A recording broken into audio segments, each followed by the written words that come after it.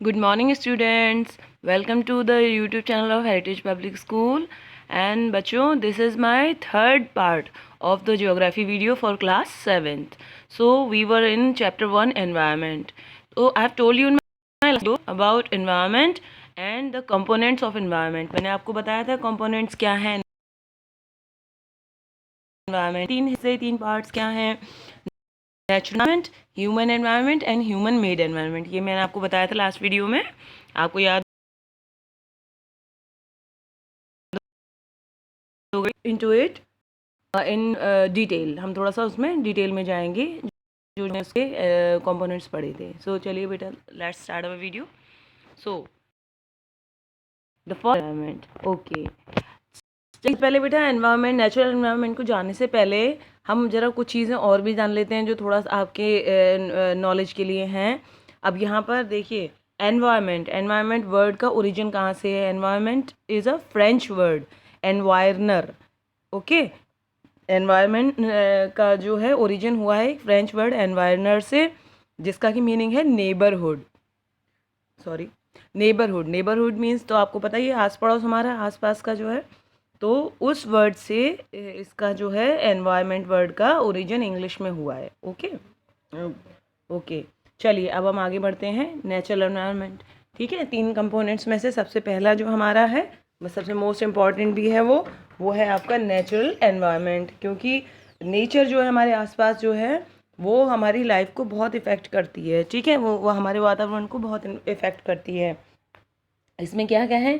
Land, water, air, plants and animals comprise the natural environment. तो यानी कि ये सारी चीज़ें जो हैं, ज़मीन, पानी, हवा और पेड़ पौधे, जानवर, ये सब जो है नेचर, जो नेचुरल एनवायरनमेंट उसको क्रिएट करते हैं. You are familiar with the meaning of lithosphere, hydrosphere, atmosphere and biosphere from your previous class. आपने 6th क्लास में ये चीज़ें पढ़ी होंगी, जो लेयर्स हैं आपकी, उसकी एटमॉस्फेयर और बायोस्फेयर, ये सब के बारे में आपने जाना होगा. ठीक है, और अगर आपको ठीक से नहीं इसको याद है तो मैं आप लोगों को इस चीज़ को वापस से थोड़ा थोड़ा सा बताती जाती हूँ, जिससे आपको आसानी होगी. ये सारी की सारी किस में आती हैं? आपकी नेचुरल एनवायरनमेंट में.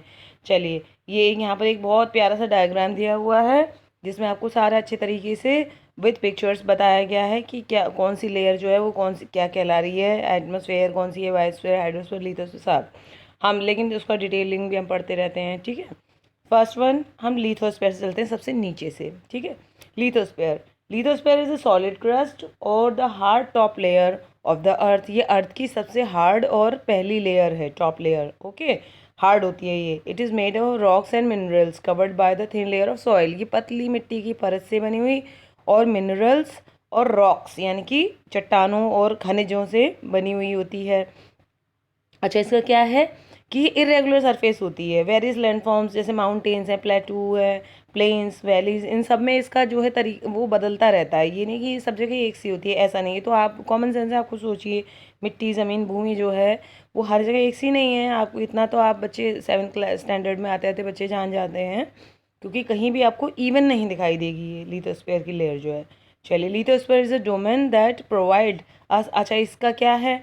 ये किस किस चीज़ के लिए हमारे लिए यूज़फुल है? यहाँ forest, grasslands for grazing, land for agriculture, human settlement, इन सब चीज़ों के लिए जो है लिथोस्फेयर जो है बहुत ही ज़्यादा हमारे लिए जो है यूज़फुल है. क्योंकि अगर ये ना हो तो ना तो हम एग्रीकल्चरल कोई भी उसमें काम कर सकते हैं, और ग्रासलैंड्स, और सबसे बड़ी चीज़ कि ह्यूमंस के रहने के लिए ये सबसे ज़्यादा इंपॉर्टेंट है. घर हम कोई हवा में नहीं बनाएंगे, घर तो हम लैंड पे, सरफेस पे बनाएंगे ना.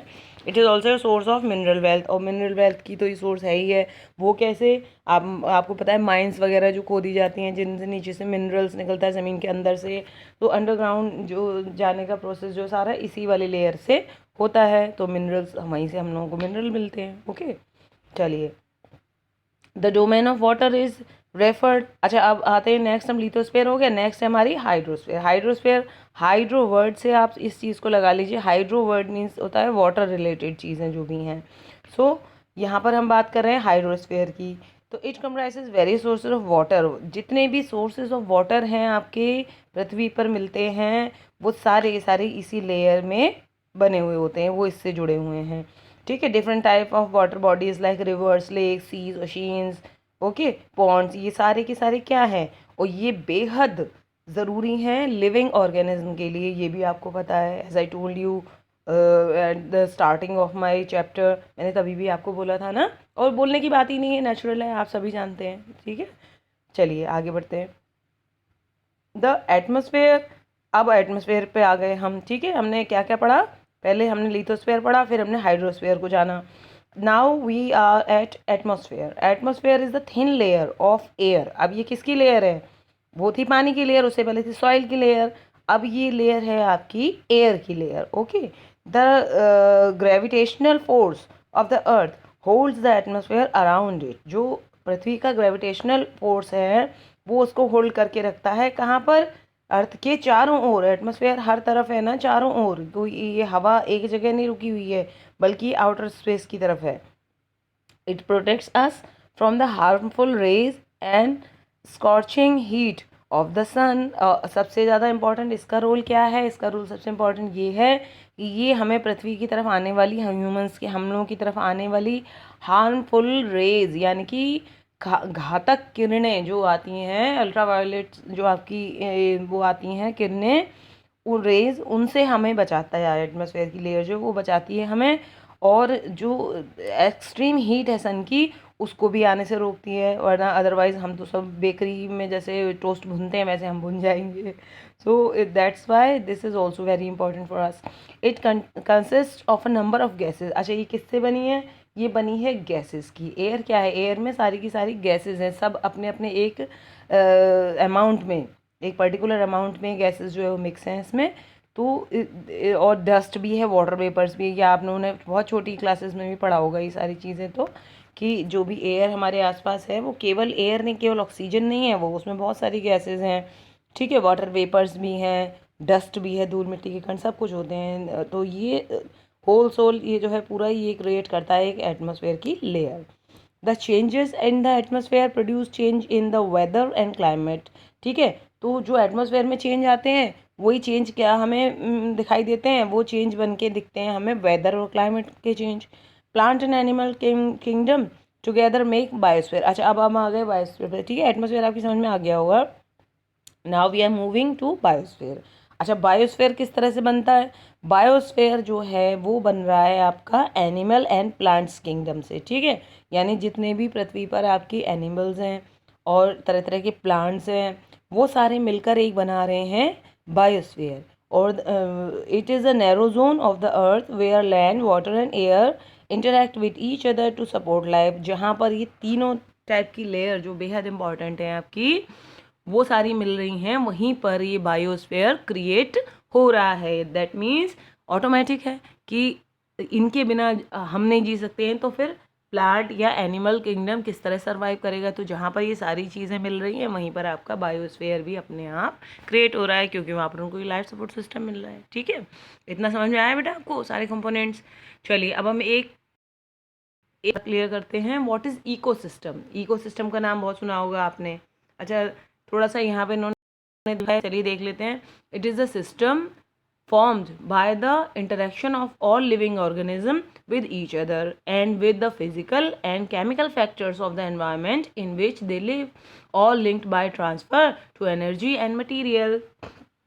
अब समझना आसान होगा हमारे लिए। इकोसिस्टम क्या है हमारा, इकोसिस्टम हमारा है एक इस तरीके का सिस्टम क्रिएट होता है जो किस तरीके से बनता है, interaction of all living organism, जितने भी लिविंग ऑर्गेनिज्म आपके अर्थ पर है उन सबका आपस में जो इंटरेक्शन होता है, चाहे वो फिजिकल है चाहे वो केमिकल फैक्टर्स के द्वारा होता है, तो वो जो इंटरेक्शन उनका आपस में चलता है, that creates an environment of ecosystem. यानी सब एक दूसरे पर ही निर्भर हैं किसी न किसी तरीके से।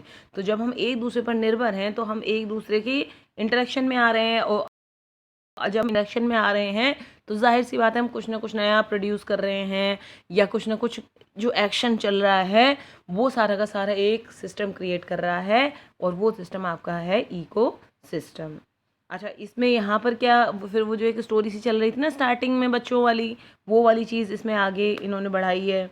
तो अब उस स्टोरी को आपको बताना इतना ज़रूरी भी नहीं है, मैं आपको जो है इसकी मेन पॉइंट्स बता रही हूँ। ओके बेटा, अब चलिए आगे ये देखिए पूरा का पूरा इन्होंने दे रखा है। यहाँ भी बड़ा प्यारे प्यारे डायग्राम्स बहुत खूबसूरत है, इसमें बहुत प्यारे प्यारे बने हुए हैं, कलरफुल और बिल्कुल एकदम बेहतरीन।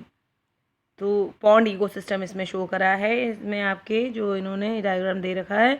पॉन्ड इकोसिस्टम क्या है, यहाँ पर ये ऊपर से पानी आ रहा है देखिए, उसमें नीचे जो है यहाँ पर प्लांट्स भी जो लोटस हैं वो ग्रो कर रहे हैं, वहीं यहाँ की डक्स भी हैं वो सर्वाइव कर रही हैं। और जो साइड में छोटे छोटे पौधे उग रहे हैं, उन पौधों के लिए, उनको खाने के लिए ये आ गए हैं आपके एनिमल्स भी आ गए हैं, काऊ है, डियर है, ऊपर कुछ बर्ड्स भी बैठी हैं प्लांट्स पेड़ों के ऊपर। तो कुल मिलाकर प्रकृति जो है एक दूसरे पर डिपेंड है पूरी, ठीक है।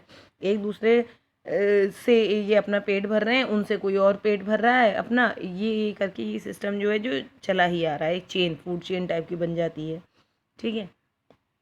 चलिए आगे बढ़ते हैं। All planets, animals and human beings depend on their immediate surroundings. आपको पता है ये सारे के सारे जितने भी प्लांट्स, प्लैनेट्स, ह्यूमन बीइंग्स हैं, वो एक दूसरे पर कहीं ना कहीं डिपेंड करते हैं। आप अपने ऊपर रख के सोचिए, आप एनिमल्स के पॉइंट ऑफ व्यू से मत सोचिए, आप खुद को रख के सोचिए। हम हैं, हम सरवाइव करते हैं कैसे, हमें फूड मिल जाए, हमें अच्छे तरीके से सारी जो जितनी भी लाइफ सपोर्ट सिस्टम की चीज़ें वो मिल जाएं। हम ग्रीन वेजिटेबल्स भी खाना चाहते हैं, वो खाना क्या चाहते हैं, वो है हमारी पार्ट जो है हमारी लाइफ का। और बहुत से लोग जैसे मीट खाते हैं तो वो एनिमल्स पे डिपेंड हैं, हम प्लांट्स पे भी डिपेंड हैं, ठीक है। और इन द सेम वे वो भी हम पे डिपेंड हैं, वो भी हम पे डिपेंड हैं, क्योंकि हम नहीं हैं तो वो भी नहीं है, वो नहीं है तो हम भी नहीं हैं, ये भी चीज़ है। Often they are also interdependent on each other, वही सेम बात जो मैं आपको बोल रही हूँ। This relation between the living organism as well as the relation between the organism and their surroundings from an ecosystem. Okay, तो ये क्यों है, जैसा कि आई टोल्ड यू कि एक दूसरे पर निर्भर है। तो हमारा जो है पूरा का पूरा एनवायरनमेंट जो है वो जो है एक दूसरे पर निर्भर है, तो इकोसिस्टम उससे क्रिएट हो रहा है और तभी दोनों का काम चल रहा है, वो भी जिंदा है और हम भी जिंदा है। There could be an ecosystem of large rain forest, grassland, desert, mountains, lake, river, ocean and even a small pond, ठीक है। यानी इनका भी हो सकता है इकोसिस्टम, ऐसा नहीं है कि खाली हम ही लोगों का है, वो भी एक दूसरे में आपस में जुड़े हुए हैं कहीं ना कहीं। छोटा सा पॉन्ड है वो जुड़ रहा है तो लेक बन रही है, लेक से रिवर बन रही है, रिवर से ओशियन बन रहा है, वो भी एक दूसरे पर डिपेंडेंट है। ये नहीं खाली ओशियन सबसे बड़ा है तो ओशियन ही सब कुछ कर लेगा, ऐसा नहीं है। कहते हैं ना जहाँ पे सुई काम आती है वहाँ तलवार भी काम नहीं आती, वो चीज़ है। सो ओके, चलिए फिर और आगे बढ़ें या फिर चलिए देखते हैं, थोड़ा सा और देख लेते हैं। ये है आपका every year the world environment day is celebrated. Point two भी अपने पास माइंड में भी रखिए कि 5 जून को जो है एनवायरनमेंट डे सेलिब्रेट करते हैं, स्कूलों में भी करते हैं हम लोग। सो चलिए अब है आपका ह्यूमन एनवायरनमेंट। मैंने आपको बताया, हमने वो वाला पढ़ लिया क्या, नेचुरल वाला। अब human environment, human beings interact with the environment, modify it according to their need. अच्छा, ह्यूमन को एक लिबर्टी है कि वो अपनी एनवायरनमेंट जो उन्हें मिली है नेचुरली, उसको वो अपने हिसाब से मॉडिफाई भी कर देते हैं। मैंने स्टार्टिंग में भी आपको बताया था, मॉडिफाई मीन्स अपने अकॉर्डिंग, अपनी सुविधाओं के अनुसार या उनके पावर में जो कुछ भी है उसके अनुसार वो उसे और बेटर बनाने की कोशिश करते हैं, ठीक है। Early human adapted themselves to the natural. अच्छा, अर्ली ह्यूमन जो था उसके पास कोई चारा नहीं था, उस वक्त उसका माइंड भी इतना डेवलप नहीं था, तो उसने उन्हीं चीज़ों को नेचुरली जो मिली उसे, उनको वो अडेप्ट करता चला गया। They led a simple life and fulfil their requirement, उनने उसी वही सिंपल लाइफ जी और अपनी ज़रूरतें जो उसको समझ में आई वो उसने जो उसके आसपास था उससे उसने पूरा करा, ठीक है। लेकिन धीरे धीरे क्या हुआ, gradually they learn to grow crops, domestic animals and lead a settle life. धीरे धीरे क्या हुआ, जितनी हिस्ट्री आपने पढ़ी है, 6 में भी पढ़ा होगा आपने, तो टाइम टू टाइम जैसे जैसे उसको समझ आती गई चीज़ों की, कर करके सीखता गया वो, तो उस तरह फिर उसने क्या करा कि फसलें उगाना शुरू कर दिया, फिर उसने जानवरों को पालना शुरू कर दिया। फिर वो समझ गया कि एनिमल्स भी मेरे लिए बहुत जो है कारगर, ये ऐसा नहीं कि जिन्होंने मार के कच्चा खा जाऊँ, इतने तक की लाइफ नहीं। फिर उसने क्या करा, उनको पाला और फिर उसने उसे पता चला कि एनिमल तो बहुत तरीके से हमारे लिए यूज़फुल हो सकते हैं, और ये खेती बाड़ी भी उसने करनी शुरू करी कि इससे भी मैं बहुत अच्छा मतलब वो कर सकता हूँ। वरना वो क्या करता था, खाने की खोज में भटकता रहता था इधर उधर। तो कहते हैं ना, आवश्यकता जो है वो हमें कई नई इन्वेंशंस करने पर जो है मजबूर भी कर देती है या फिर इंस्पायर भी करती है ना, दोनों ही तरीके से। तो क्या हुआ, फिर उसने व्हील का इन्वेंशन करा, ठीक है, ये सब चीज़ें आप जानते हैं, ये सारी चीज़ें।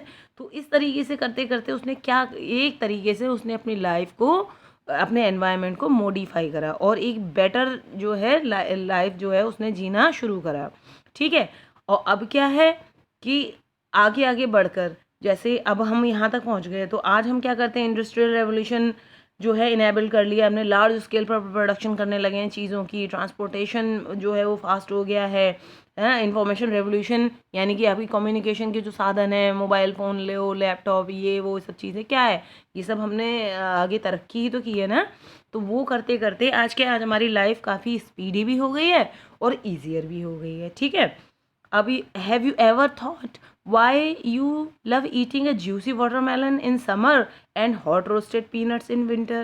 A perfect balance is necessary between the natural and human environment. Humans must learn to live and use their environment in a harmonious way. अब ये क्या कह रहे हैं कि इस तरीके से आपने कभी सोचा है कि ऐसे ही क्यों होता है कि गर्मियों में आपको ठंडा ठंडा वाटरमेलन चाहिए जूसी वाला, और सर्दियों में आपको गर्म गर्म मूंगफलियाँ चाहिए, और वो हम अपने लिए कर भी लेते हैं, है ना। तो ये क्या है कि हमने धीरे धीरे अपनी लाइफ को मॉडिफाई करा और अपनी लिविंग को और कंफर्टेबल और ब्यूटीफुल और ज़्यादा इजी बना लिया। सो आज के वीडियो में हम इतना ही करेंगे, इससे आगे वाले पॉइंट मैं नेक्स्ट वीडियो में डिस्कस करूँगी। ओके बेटा, टिल देन बाय बाय।